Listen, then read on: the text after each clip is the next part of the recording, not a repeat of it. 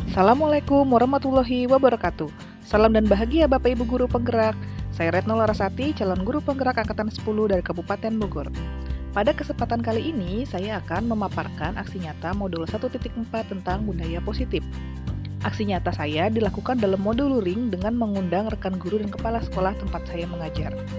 Dalam sesi tersebut, saya membagikan dua hal, yaitu yang pertama, pemahaman saya terhadap konsep-konsep kunci dalam modul budaya positif, yaitu perubahan paradigma belajar, disiplin positif, motivasi perilaku manusia, kebutuhan dasar manusia, 5 posisi kontrol restitusi, keyakinan kelas, dan yang terakhir segitiga restitusi. Sedangkan yang kedua yaitu pengalaman dan pembelajaran yang saya dapat setelah menerapkan konsep-konsep kunci tersebut, baik di kelas dan atau di rumah saya. Tentunya aksi nyata saya ini tidak terlepas dari kekurangan, hingga sangat diharapkan umpan balik dari Bapak Ibu Guru semuanya untuk perbaikan aksi nyata ini. Semoga aksi nyata ini dapat bermanfaat dan membantu Bapak Ibu dalam memahami tentang budaya positif. Akhir kata dari saya, selamat menyaksikan.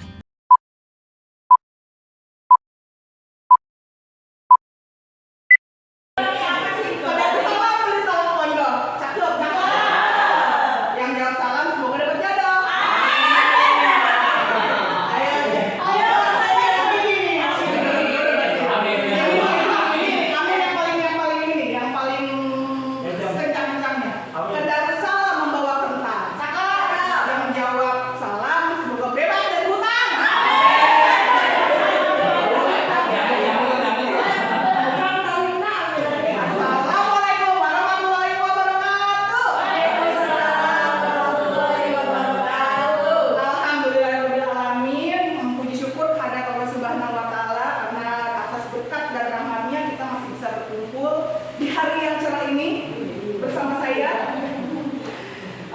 salawat dan salam semoga juga tercurah kepada Nabi besar kita, Nabi besar Muhammad SAW. Yang saya hormati Ibu Kepala Sekolah SD Manggis serta teman-teman semua yang sangat saya banggakan dan sangat saya sayangkan. Semoga kita semua berkumpul kembali di surganya Allah. Amin. Bapak Ibu Guru yang cantik dan ganteng, izinkan saya hari ini untuk mencoba ini mah ya, kita sama-sama belajar untuk mencoba memaparkan tentang budaya positif yang sudah saya pelajari di modul 1.4 pendidikan calon guru penggerak angkatan 10. Nah, sebelum ke materinya, ini ada kerangka pikir yang saya buat, itu terdiri dari 7 bab yang akan kita bahas hari ini. Yang pertama tentang perubahan paradigma belajar, yang kedua disiplin positif, yang ketiga motivasi perilaku manusia, ketiga kebutuhan dasar, 5 posisi kontrol restitusi, 6 keyakinan kelas, dan 7 segitiga restitusi. Barangkali di antara Bapak Ibu masih ada yang asing atau sudah tahu semua, nanti kita belajar bareng-bareng ya Bapak Ibu ya. Kalau ada yang mau ditanyakan bisa langsung aja ditanyakan, jadi biar gak lupa nanti pertanyaannya apa, seperti itu. Atau mungkin kalau ada yang lebih mengerti daripada saya, kalau saya lagi jelasin ternyata ada yang keliru, bisa langsung dibenarkan. Oke, kita mulai saja untuk mempersingkat waktu. Kita ke perubahan paradigma belajar. Sebelum itu, Bapak Ibu bisa berpasang-pasangan? Berpasang-pasangan?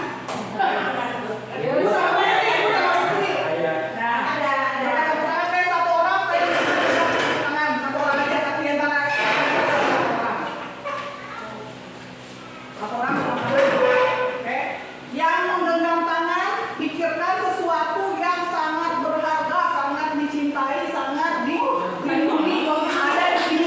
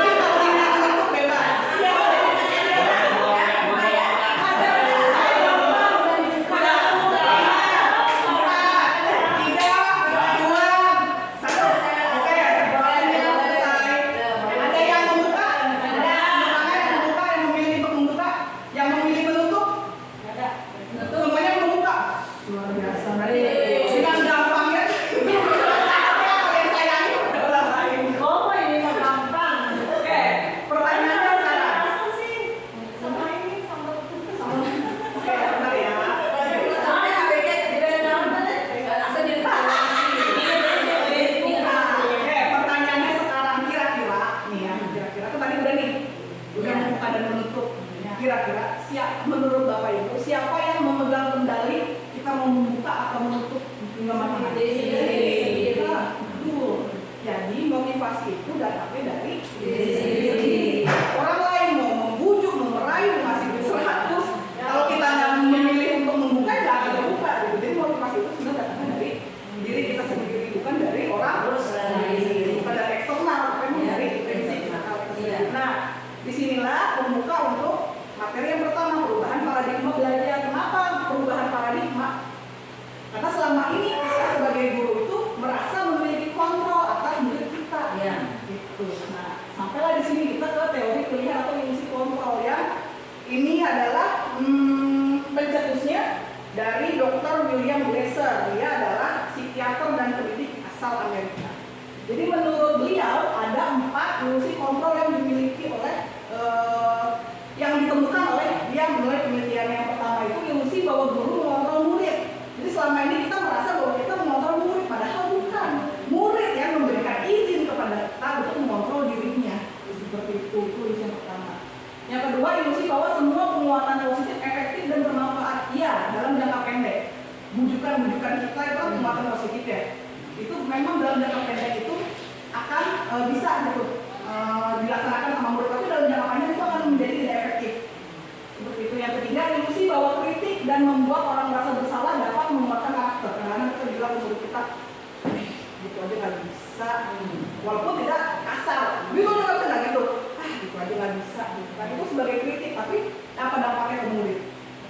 Dia akan berkembang karena dia akan turun percaya dirinya karena sudah dibilang seperti itu. Yang keempat, ilusi bahwa orang dewasa memiliki hak untuk memaksa. Dalam kasus kita guru sebagai orang dewasa dan anak sebagai murid sebagai anaknya, gitu kan? Kita merasa sebagai orang dewasa memiliki tanggung jawab untuk mereka melakukan sesuatu, gitu kan? Sesuatu yang menurut kita baik. Padahal nggak bisa dengan cara memaksa seperti itu, karena murid juga punya kontrolnya sendiri, gitu kan? Yang tadi kita bilang. Nah, itu adalah ilusi kontrol yang selama ini saya pun merasa seperti ini. Nah, kayak punya ilusi bahwa sebenarnya kita bukan mengontrol, kontrol itu ada di diri anak-anak. Jadi kita lakukan lagi. Nah, sekarang masuk ke disiplin positif. Dalam budaya kita, Bapak Ibu, dalam budaya kita, makna kata disiplin dimaknai menjadi sesuatu yang dilakukan seseorang pada orang lain untuk mendapatkan kepatuhan. Kita cenderung menghubungkan kata disiplin dengan ketidaknyamanan karena kebanyakan orang akan menghubungkan kata disiplin dengan kata tertib, teratur, dan kepatuhan pada peraturan. Kata disiplin juga sering dihubungkan dengan hukuman. Jadi kita lebih sering mengaitkan kata disiplin, nggak disiplin, hukum. Nah, kita lebih sering seperti itu. Padahal ini kata Ki Hajar Dewantara, Bapak pendidikan kita, merdeka artinya itu tidak hanya terlepas dari perintah, akan tetapi juga cakap buat memerintah diri sendiri. Artinya apa? Di situ Ki Hajar Dewantara menyatakan bahwa untuk mencapai kemerdekaan atau dalam konteks pendidikan kita saat ini, untuk menciptakan murid yang merdeka, syarat utamanya adalah harus ada disiplin yang kuat. Disiplin yang dimaksud adalah disiplin diri yang memiliki motivasi secara internal. Jadi menurut Hajar Dewantara, anak yang merdeka adalah anak yang punya disiplin diri yang keluar dari dalam dirinya sendiri. Tidak dalam tekanan orang lain atau eksternal dari dirinya. Nah, ini juga menurut Diana Gosser, sama ini juga psikiater dan pendidik. Dalam bukunya Restructuring School Disiplin, dia menyatakan ada makna dari kata disiplin. Berasal dari kata Latin disiplina yang artinya belajar. Jadi disiplin itu sebenarnya artinya belajar. Bukan diperintah atau bukan memerintah, bukan belajar. Makna asal kata ini dari konotasi disiplin diri dari murid-murid Socrates dan Plato. Pernah dengar Bapak Ibu? Socrates atau di landasan pendidikan kan ya, seperti ini adalah filsuf besar dari Yunani. Nah, murid-murid dari Socrates dan Plato ini memiliki disiplin diri di mana dia menggali sendiri potensinya menuju tujuan atau apa yang dia inginkan atau dihargai. Nah, itu dasarnya dari murid Plato ini yang punya disiplin diri untuk melakukan sesuatu, tapi dari dalam diri sendiri gitu, bukan atas tuduhan Socrates atau atas tuduhan Plato. Jadi tujuan atau apapun yang mereka hargai ini kemudian disebut dengan nilai-nilai kebaikan universal. Dengan kata lain, seseorang yang memiliki disiplin diri berarti mereka bisa bertanggung jawab terhadap apa yang dilakukannya karena mereka mendasarkan tindakan mereka pada nilai-nilai kebajikan universal. Sekarang pertanyaannya, apa itu nilai-nilai kebajikan universal? Kita kasih. Nilai-nilai kebajikan adalah sifat-sifat positif manusia yang merupakan tujuan mulia yang ingin dicapai setiap individu. Nilai-nilai tersebut bersifat universal dan lintas batas, suku, bangsa, agama, maupun latar belakang. Nah, menurut Dr. William Glasser pada teori kontrol tahun 1984, setiap perilaku atau perbuatan memiliki satu tujuan. Masih menurut Diane Bowson juga 1998, dengan mengalihkan nilai-nilai kebajikan yang diyakini seseorang, maka motivasi intrinsipnya akan terbangun, sehingga menggerakkan motivasi dari dalam untuk dapat mencapai tujuan mulia yang diinginkan. Nah, Bapak Ibu nggak usah bingung, apa sih nilai-nilai kebajikan kita yang akan kita terapkan di kelas kita atau di sekolah kita, karena pemerintah sudah menyusun. Apa nilai-nilai kebajikan dari pemerintah? Beriman bertakwa kepada Tuhan Yang Maha Esa, berakhlak mulia, mandiri, bernalar pikir jiwa kebinekaan global. Bapak yang kayak itu apa? Dimensi, profil pelajar Pancasila. Pemerintah sudah merumuskan nilai-nilai kebajikan itu dalam dimensi, profil pelajar Pancasila seperti itu. Jadi kita nggak usah mikirin apa ya yang nggak usah, tinggal di sini kita kembangkan aja nih.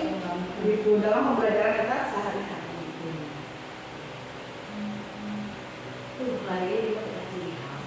Motivasi perilaku manusia, karena tadi disiplin positif itu berhubungan dengan motivasi intrinsik yang dimiliki oleh anak. Nah, sekarang maka kita mempelajari tentang motivasi perilaku manusia. Jadi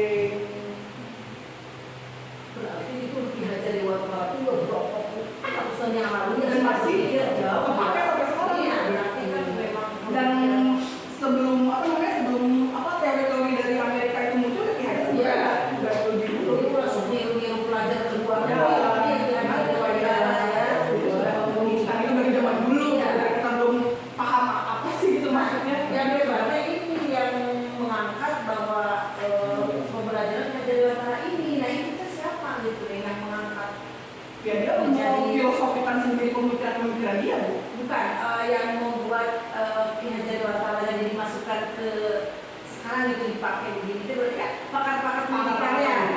Iya, jadi itu yang hebatnya dia gitu. Kan selama ini kan kita mengkiblatnya kan dari dunia barat. Ya. Kalau kita itu hajar dewa baru udah lebih dulu, gitu. Makanya itu yang diolah gitu menjadi kurikulum mereka sekarang. Iya. Dasarnya dari filosofi KHD. Finlandia karena pendidikan Finlandia bagus. Lama sama aja kalau di akar rumputnya itu akar masalah konsepnya ya ada. Yang cocok diajar di mana di Indonesia. Oke, kita lanjut ya, Bapak Ibu. Ke teori motivasi perilaku manusia ini juga dirumuskan oleh Diane Bowson. Ada 3 motif perilaku manusia. Yang pertama itu untuk menghindari ketidaknyamanan atau hukuman. Pertanyaan yang biasa diajukan oleh orang-orang yang memiliki motivasi seperti ini adalah, apa yang akan terjadi apabila saya tidak melakukannya? Jadi takutan duluan gitu. Iya. Kalau saya lakukan itu, kalau saya nggak bisa, gimana? Baru ini anak-anak cuma banyak pun keluar datang di sekolah dua. Jadi pertanyaan yang biasa dimunculkan sama orang-orang yang memiliki motivasi ini adalah itu, apa yang akan terjadi apabila saya tidak melakukannya? Karena dia tidak punya Karena saya akan ini, saya akan dihukum ini, saya akan itu. Nah, ini termasuk dalam motivasi eksternal.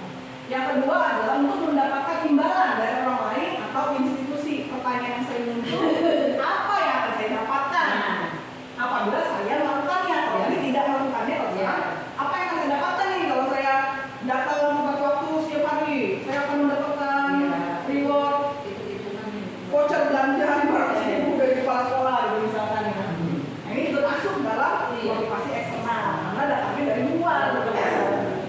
Yang ketiga adalah untuk menghargai diri sendiri. Pertanyaannya yang biasa diungkapkan sama orang-orang yang punya motivasi seperti ini, saya akan menjadi orang yang seperti apa bila saya melakukannya. Misalnya kita berefleksi aja deh, misalkan kalau saya di kelas hanya sekedar datang memberi tugas, kedepannya saya akan menjadi orang seperti apa? Akan berbeda sama kalau kita merefleksikan diri. Kalau saya menjadi guru di kelas, datang penuh utuh pikiran saya untuk kelas, akan seperti apa saya depan? Kan pasti akan berbeda. Iya. Tergantung kita dimotivasi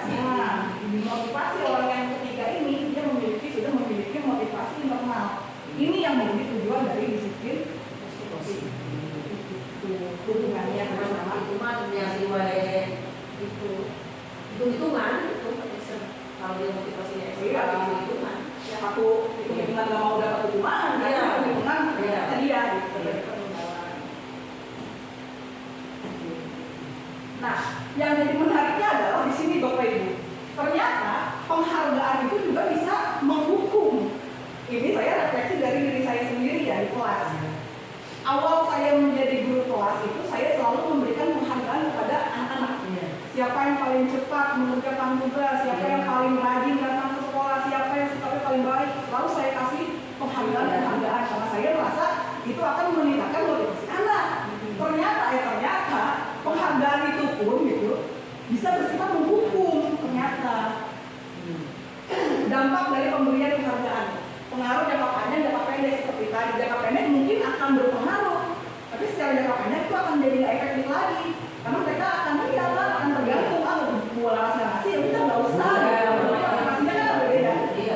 Yang kedua, penghargaan menghukum. Bayangkan anak yang ranking 1 di kelas dan anak ranking 2 Tidak dapat lain itu. anak yang ranking pertama akan mendapat apresiasi dari guru, dari orang tua, dari teman-teman, dari tetangga mungkin kan. Ya. Tapi bayangkan anak yang ranking kedua, dia akan merasa menghukum dirinya sendiri karena ketidakberhasilan dia mencapai ranking 1. Itu yang disebut penghargaan itu bersifat menghukum seperti itu. Yang ketiga, penghargaan mengurangi ketepatan. Kalau ini ada penelitian di suatu sekolah ya, di antara anak umur 9 tahun diberikan gambar yang sama, hampir sama, diberikan 2 gambar yang hampir sama. Mereka suruh menjawab perbedaan dari gambar itu. Anak yang diberikan motivasi eksternal berupa imbalan ternyata menjawab pertanyaan lebih banyak salah daripada anak yang tidak diberi motivasi hadiah gitu. Itu penelitian dari orang yang dilakukan di suatu sekolah di anak umur 9 tahun. Atau mengurangi ketepatan, jadi anak malah cenderung lebih salah daripada anak yang tidak diberi penghargaan. Yang keempat, penghargaan tidak efektif. Penghargaan tidak efektif kan berkaitan dengan pengaruh jangka panjang dan jangka pendek. Jangka pendek mungkin efektif, tapi jangka panjang dia akan menjadi ketergantungan anak jadi tidak efektif lagi. Yang kelima, penghargaan merusak hubungan. Kecenderungannya adalah anak yang mendapat penghargaan dan diketahui teman-temannya, dia akan diapain? Dijauhi kadang-kadang, cemburui kan. Nah itu yang disebut penghargaan itu merusak hubungan antar anak yang menerima dan tidak menerima. Yang selanjutnya, penghargaan menurunkan kualitas. Ini pengamatan dari mahasiswa di suatu komunitas menulis di universitas. Jadi awalnya mereka semua tanpa ada penghargaan apapun cenderung meningkatkan kualitas menulisnya. Tapi saat ada beberapa orang masuk memberikan imbalan uang untuk mereka produksi menulis karena ingin dimasukkan ke suatu surat kabar, lama-lama anak yang mahasiswa ini yang dikasih uang itu malah kecenderungannya kualitasnya menurun dibandingkan sama anak yang tidak diberikan karena mereka terus meningkatkan kualitas diri sehingga bisa dihargai juga. Jadi menurunkan kualitas. Penghargaan memakai yang sama penjelasannya kayak yang sebelumnya, dan penghargaan mengurangi motivasi fisik tentu karena tadi akhirnya bergantung sama pemberian dari orang lain. Nah, lalu bagaimana sekarang kita mau memberi penghargaan kepada anak? Apakah nggak boleh jadinya? Apakah dilarang jadinya? Ternyata tidak, asal kita memberikannya dengan prinsip-prinsip apresiasi. Prinsipnya bagaimana? Seperti ini. Memberikan apresiasi atau pengakuan perlu diingat beberapa hal, ini prinsipnya. Beri pengakuan secara khusus maksudnya. Kita jangan cuma fokus pada hasil. Nah, jadi secara khusus tuh kita lihat prosesnya. Mungkin anak ini teknis jadinya kita benar-benar harus fokus untuk observasi semua anak. Memang kan tugas kita harusnya seperti itu idealnya kan. Jadi kita perhatikan semua anak di dalam proses pembelajarannya, misalkan dalam proses diskusi ternyata anak itu ternyata menonjol karena dia mengatur temannya walaupun bukan dia yang menjawab, tapi dia dengan kompetensi kepemimpinan dia bisa mengatur semuanya dan akhirnya selesai lebih cepat. Proses yang seperti itu yang kita hargai khusus gitu untuk anak ini. Mungkin di anak yang lain ada lagi, mungkin dia tidak secara akademik mungkin Bu, tapi saya pernah lihat anak saya di kelas tanpa saya minta, tanpa saya suruh, sepatu berantakan dia beres sendiri. Proses yang seperti itu yang perlu kita hargai khusus gitu. Anak itu pasti punya keunikan masing-masing kok gitu. Pasti kita ketemu gitu, momen-momen di mana kita bisa mengapresiasi anak-anak itu gitu. Beri pengakuan secara pribadi. Kemarin kan proses kan kekerasan hukum kemarin di Itu sama, harus prosesnya dilihat ya. Ya. Kita harus beli sih, sebenarnya penelitian dulu juga untuk melihat berbagai kegiatan anak-anak. Yang ketiga, beri promosi pribadi. Jadi jangan di kelas, bukan kelas itu memberikan apresiasi, terima kasih anak-anak ya tadi nilainya sudah bagus semua. Gitu. Tapi coba beri apresiasi itu secara pribadi, secara personal gitu kan. Selain itu akan mendekatkan kita kepada anak-anak, gitu, tapi juga akan lebih masuk gitu apresiasinya ke mereka. Akan muncul motivasi lain gitu kalau misalnya kita secara personal, dia ada bentuknya kalau kita secara personal mendekati mereka. Yang ketiga, beri pengakuan kepada semua murid bergantian, jangan cuma si A terus ya, karena dia kita perhatiin terus gitu. Sebenarnya kalau misalnya semuanya tuh kayak sisi hakun gitu, segitu dia nggak bisa secara akademik, tapi di dalam sikapnya dia bagus gitu. Maksudnya memang pasti ada gitu. Jangan buru putus asa di dalam data. Kita masih bisa menemukan kebaikan dalam dirinya Bapak Ibu. Biasanya sesuatu tadi ada baiknya, sudah nanti jauh diambilin.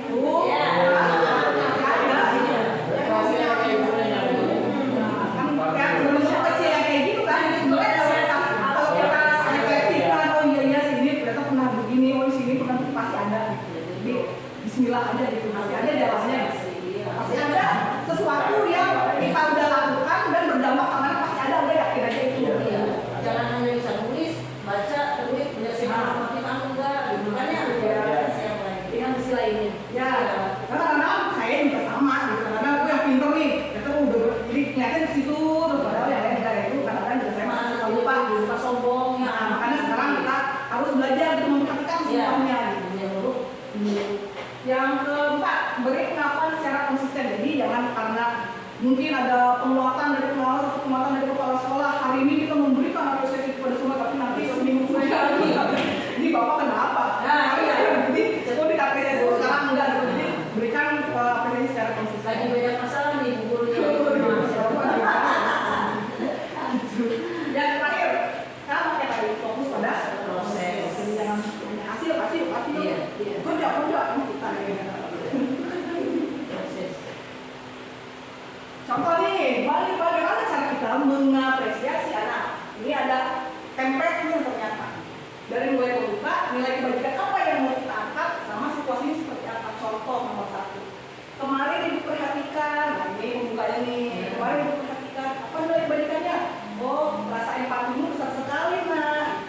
Pada saat, kan itu bisa tertulis, kamu menolong teman kamu, gitu, misalnya. Saya menghargai, nah Ibu menghargai loh, gitu.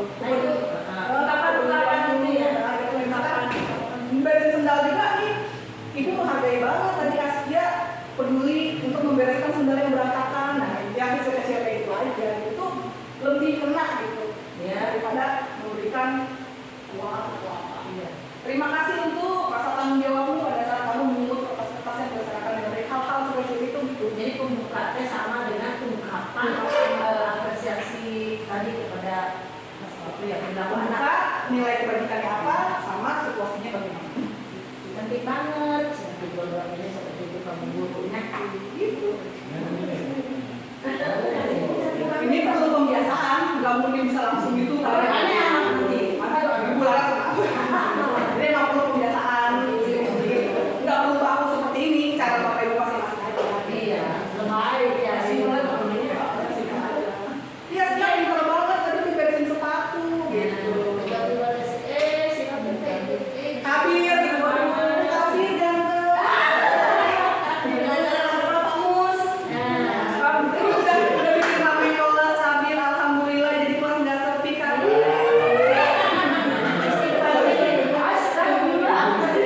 Bisa Dan kemudian astagfirullahaladzim. Jadi saya sadar bahwa kesananya. udah kata diri kita pada Iya. jadi badan. Iya. Nah, mengapa kita perlu untuk mengapresiasi? Nggak ada. Nggak ada. Ada. Oh, internetnya nggak ada, Bapak. Ibu. Masih. Ya. Oke. Kemana? Bisa ada foto nggak? Banyak nih. Buat ya. Biasa ya.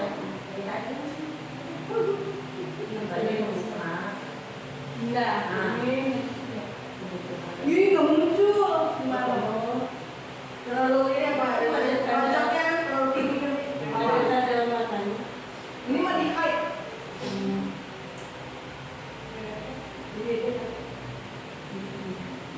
Tuh, ini nggak mau muncul gambarnya. Semangat. Sini nih. Kenapa nih?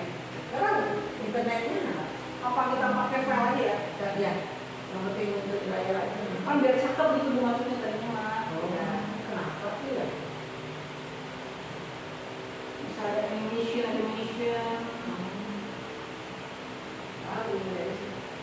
Tadi kita mulai jam berapa ya Bapak Ibu? Setengah satu. Setengah satu. Sekarang Pas, jam pas. Tadi sudah 30 menit lagi Bapak Ibu semangat. iya semangat. Semangat saya juga Bapak Ibu. Nah, kenapa kita perlu mengapresiasi anak-anak kita? Karena pada dasarnya manusia itu memiliki kebutuhan dasar. Ada 5 kebutuhan dasar manusia. Yang pertama bertahan hidup, ini berkaitan dengan kebutuhan fisiologis sandang pangan papan. Nah, yang keempat ini berhubungan secara psikologis.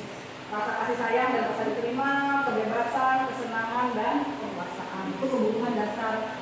Bagaimana maksudnya? Kita lihat di kasus ini. Ibu Anwar, guru wali kelas 2A biasanya cerita hati, sedang bingung menghadapi ulah salah satu murid di kelasnya, Doni. Beberapa anak di kelas 2A telah datang padanya dan mengeluhkan Doni yang seringkali meminta bekal makan siang mereka dengan paksa. Jika Anda menghadapi situasi seperti Ibu Ambar, apa yang akan Anda lakukan? Menurut Anda, kira-kira apa alasan Doni melakukan hal itu? Nah, ini berkaitan dengan kebutuhan dasar manusia. Ada 5 kemungkinan jawaban si Doni. Yang pertama jawabannya, kalau Doni menjawab bahwa ia lapar dan dia tidak membawa bekal ke sekolah karena tidak disiapkan orang tuanya, berarti dia memenuhi kebutuhan bertahan hidup, to survive. Dia sudah memenuhi kebutuhan bertahan hidupnya. Karena kalau misalnya jawabannya lapar, jadi harus makan. Jawaban kedua, misalnya Doni menjawab karena dia senang temannya memperhatikan dia, makanya dia sering minta nyomok temannya. Kalau temannya memperhatikan dia, temannya akan mengadu ke gurunya. Gurunya akan memberi perhatian kepada dia. Gurunya ngomong orang tuanya adu lagi, orang tuanya akan memperhatikan dia. Jadi kebutuhan apa yang psikologis apa kira-kira?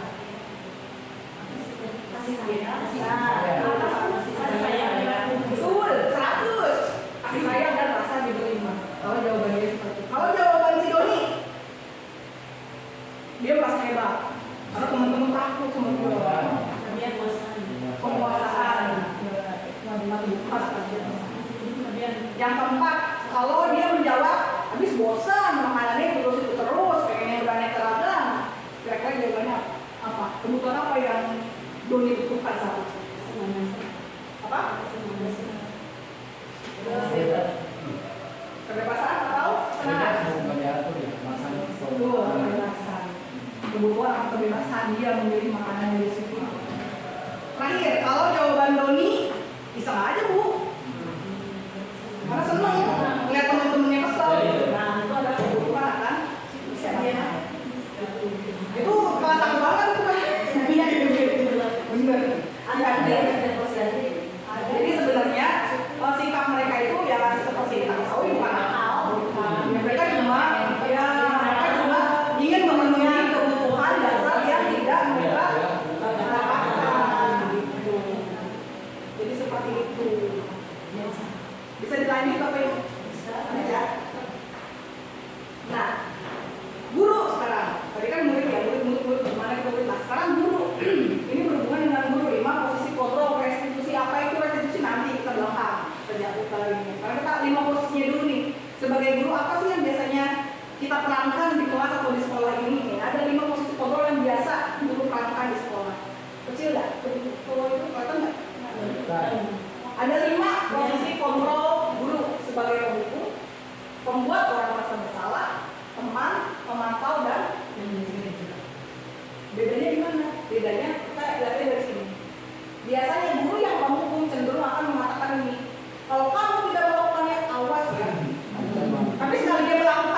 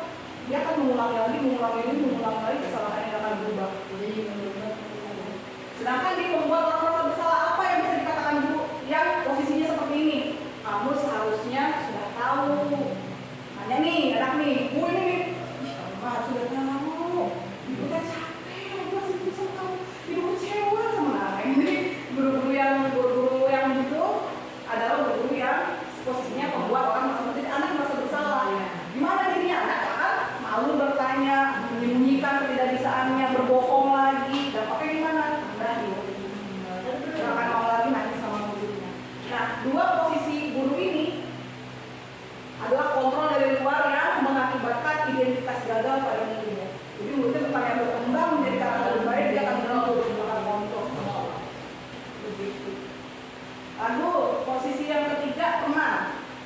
Bagaimana guru ya posisi sebagai teman? Apa yang dikatakan guru itu? Ayolah, lakukan demi ibu, masa kamu nggak mau sih? Ingat nggak ibu pernah ngomong kamu? Nah, itu tuh posisi guru yang sebagai teman. Dampaknya gimana ya? Menurut akan ketergantungan ya? Apa sih? SMP ya. Jadi kalau yang Bisa kayak gitu. Akibatnya apa? Ketergantungan anaknya. Mungkin sama guru itu dia akan dekat, tapi sama guru yang lain juga ya, juga bukan. Walaupun di sininya nih identitas berhasil atau sukses, tapi lihat sih di motivasinya masih ada faktor dari luar, dari gurunya, dari gurunya. Kalau nggak ada gurunya atau bukan guru yang biasa dia itu nggak akan mau dia biasanya. Nah ini nih ketergantungan dia tidak mandiri. Yang ketiga, pemantau. Pemantau gimana biasanya guru apa aturannya? Karena ada anak merasa berbuat salah. Kamu udah tahu kan peraturannya apa? Kamu berarti bisa dong terima konsekuensinya. Misalnya itu guru-guru yang memiliki posisi pemantau. Hasilnya menyesuaikan diri bila diawasi. Jadi kalau nggak diawasi enggak. Dampaknya menitik beratkan pada sanksi atau hadiah untuk diri. Jadi guru juga hitung-hitungan. Jadinya akhirnya sama murid. Ya kamu salah, kamu harus ini. Gitu. Jadi menerapkan bukan dukungan tapi konsekuensi. Nah itu yang biasanya banyak di sini kita. Saya tuh di sini gitu. Saya tuh lagi di sini dalam posisi pemantau. Karena saya belum mengetahui ada posisi ini. Saya juga baru belajar ada posisi manajer ternyata. Gitu. Yang terakhir, dengan identitas berhasil dan sukses, tapi dengan kontrol diri anak-anak sendiri itu adalah posisi manajer. Apa yang manajer katakan biasanya? Apa yang sudah kita yakini, nak? Kamu udah berbuat salah, tapi kamu yakin nggak sama keyakinan kelas kita? Apa yang bisa kamu lakukan untuk memperbaikinya, nak? Nah, itu pertanyaan-pertanyaan yang biasa ditanyakan sama posisi manajer. Itu butuh keterampilan juga untuk menanyakan pertanyaan yang bermakna ke anak supaya dia membangun motivasi gitu, motivasi sendiri. Jadi kalau bapak ibu belajar kemarin di KKG ada coaching, nah ini salah satunya bentuk coaching di kelas yang bisa kita lakukan sama anak, menyusun pertanyaan-pertanyaan bermakna yang bisa anak jawab untuk menumbuhkan motivasi di dalam diri. Ini juga saya masih belajar, bapak ibu sama belajar aja. Hasilnya bagaimana kalau kita berperan sebagai manajer? Pribadi anak akan kuat, karakternya akan tumbuh, akan berkembang. Dampaknya anak-anak akan terbiasa mengevaluasi diri. Dan bagaimana cara mereka memperbaiki diri, tapi datangnya dari mereka sendiri diperbaiki. Tapi kita nggak perlu capek sebenarnya kalau kita sudah bisa menerapkan ini. Karena energinya semua pusatnya dari anak. Kita hanya membangun komunikasi aja, pertanyaan-pertanyaan aja. Sampai sini bapak ibu ada yang mau ditanyain? Kalau kita lanjut ya. Nah, latihan. Jadi ada pernyataan dan siapa yang kira-kira menanyakan? Saya ada sewa, kamu itu nggak bisa kecewa nih, masalah membuat rasa bersalah.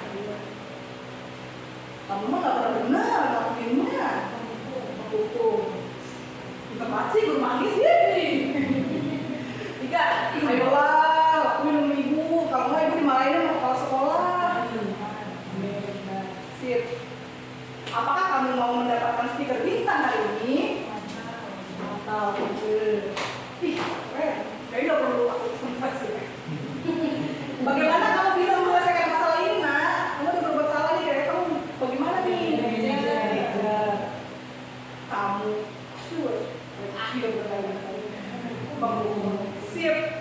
Tepuk tangan buat semuanya.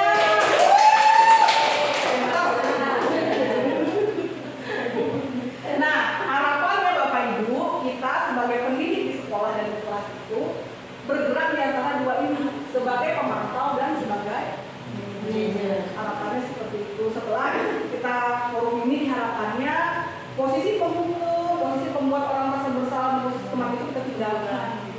Harapnya kita ada di dua itu. Kalau belum bisa kesini ya apa-apa, kita sini dulu aja ya. Baru kan pelan-pelan kita bisa punya kesini dan melakukan kebiasaan menanyakan pertanyaan yang bermakna. Restitusi sesuai janji. Restitusi apa sih Bu Lana? Saya juga baru belajar dari modul 1.4 ini Bu. Apa itu restitusi? Restitusi adalah proses menciptakan kondisi bagi murid untuk memperbaiki kesalahan mereka sehingga mereka bisa kembali pada kelompok mereka dengan karakter yang lebih kuat. Restitusi juga merupakan proses kolaboratif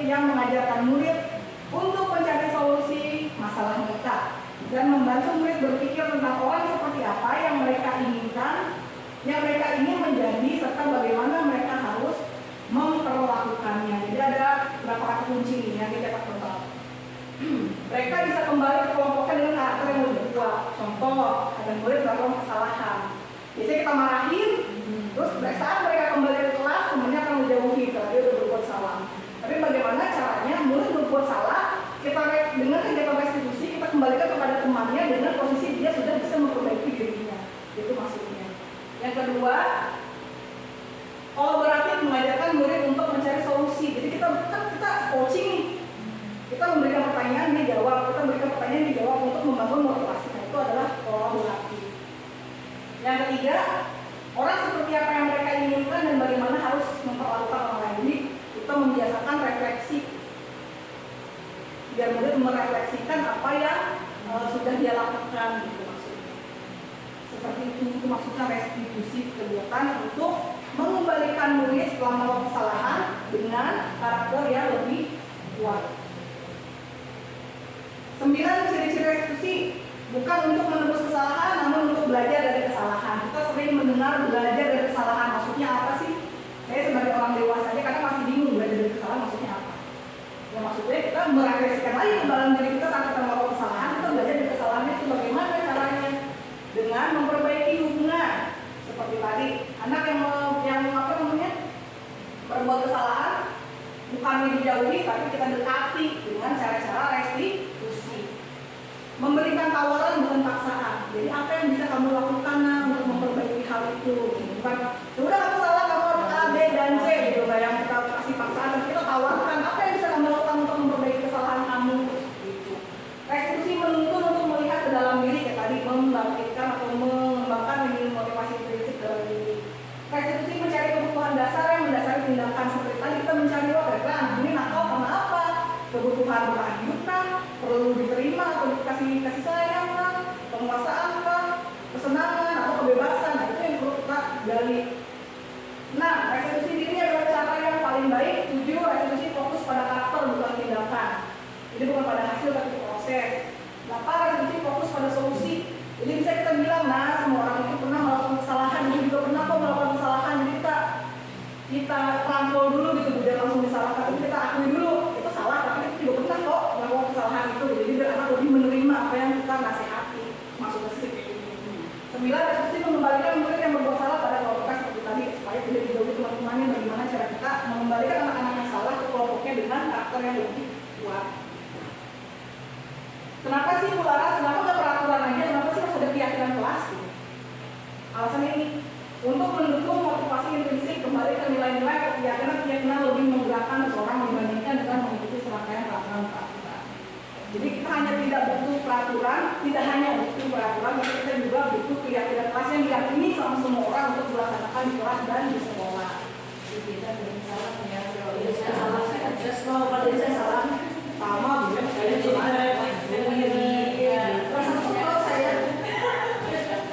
jadi keyakinan jadi peraturan kelas itu nggak dibutuhkan dong, tetap dibutuhkan karena dasar dari keyakinan kelas itu adalah peraturan kelas.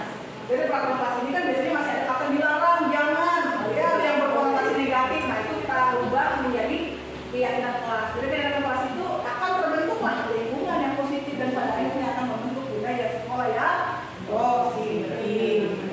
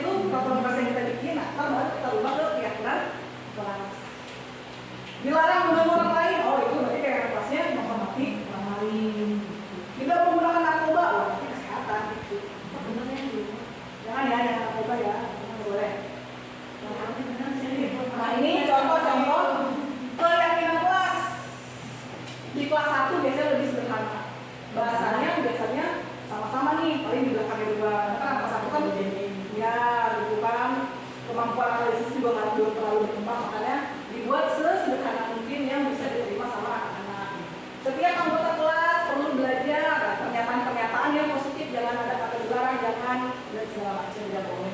Setiap anggota kelas perlu senang. Jadi itu kayak kelasnya kalau dia sedih, nah masih ingat nggak kayak kelas kita harus apa? Senang bu. Nah gitu dia senang pas. Kalau sedihnya boleh nggak? Bikin boleh tuh UKS, bikin keyakinan guru, SDM manggis gitu. Tidak boleh senang, tidak sedih, tidak boleh senang, tidak sedih. Selalu ceria dan bahagia di lingkungan sekolah. Selalu banyak uang. Kan kita pernah dibilang bahwa itu aktor yang hebat. Jadi sesulit apapun keadaan kita, kita di sekolah itu harus bahagia. Terus pamlet itu pas bahagia.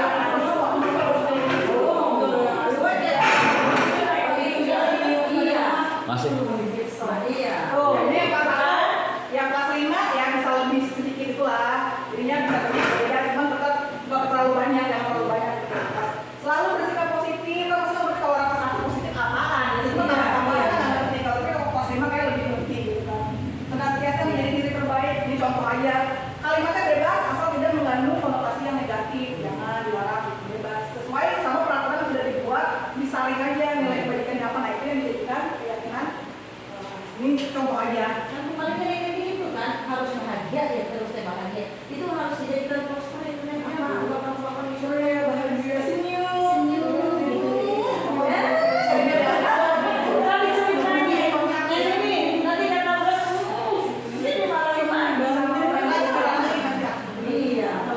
Oke, kita berada di bab terakhir, Bapak Ibu, segitiga restitusi. Apa itu segitiga restitusi? Diadakan dalam bukunya Restitution, Restructuring School Discipline tahun 2001 telah merancang sebuah tahapan untuk memudahkan para guru dan orang tua dalam melakukan proses untuk menyiapkan anaknya untuk melakukan restitusi bernama segitiga restitusi.